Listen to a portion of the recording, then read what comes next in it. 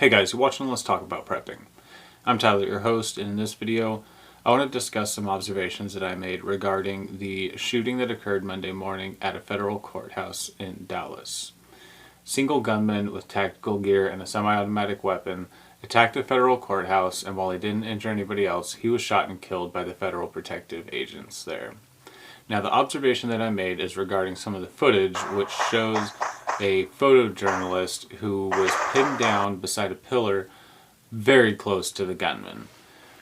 He was in quite a bit of danger, and he's very lucky that the guy went the direction that he did rather than coming around that pillar. But the observation that I made is the fact that no matter how close you are to a situation, you may not necessarily be able to trust your own observations. As we'll see from one bit of footage, the gunman walks off towards a parking lot after being struck by the police that are inside the building. Now, the journalist does not have the luxury of seeing where the gunman has gone. So when he's asked where the guy has gone, he's not able to give a clear picture of it, and in fact, he ends up moving directly in the direction that the gunman last went. Now, fortunately for the journalist, the gunman ran off into that parking lot and collapsed and became a non-threat. In fact, he died there very quickly. But the photojournalist, because he was hiding behind the pillar, did not have a clear line of sight on where the gunman went. And that's probably good, because if you have a clear line of sight on something, you don't have proper concealment. But I guess the observation here is to not necessarily trust any assumption that you make in that kind of situation. Because if the gunman had still been active, then the journalist was definitely putting himself at risk going in that direction rather than going into the building, which was the safer route and which was suggested by somebody else. But we can't really blame the guy, because he was doing what he should be, maintaining cover and concealment, and he didn't really have the opportunity to observe where the gunman went without breaking concealment.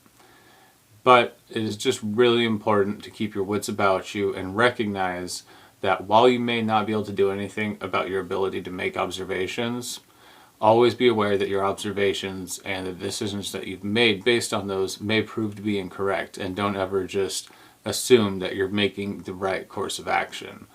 I would say that if that person probably should have been a bit more alert as to what was going on in that parking lot once he approached it, because from the footage it definitely looks like they just sort of hang around and don't notice the guy dying over within, a few dozen yards. So definitely some things to think about. I hope it's interesting to you guys. I hope none of us ever need to find ourselves in that situation. You can always say just to carry one, but I'm pretty sure this guy was going into a federal courthouse where he couldn't legally have had a gun, and almost certainly would have had a metal detector to pass through. So, if you're at a federal courthouse, you probably won't be able to have a firearm, but, I wouldn't want to be stuck behind that pillar with just a camera in my hands. Just something to think about. And one more thing to think about is all the people who had their cars parked in that parking lot across from the courthouse, their cars are now part of the investigation and now must sit there until they are released by the FBI. So even if you have nothing to do with a situation like this, you may find yourself greatly inconvenienced by it, even if it just comes down to consider whether or not you ever leave things in your car that you could do without on a moment's notice. Anyways, something to think about. Hope it was interesting. Hope you're all doing well out there. Everybody stay safe.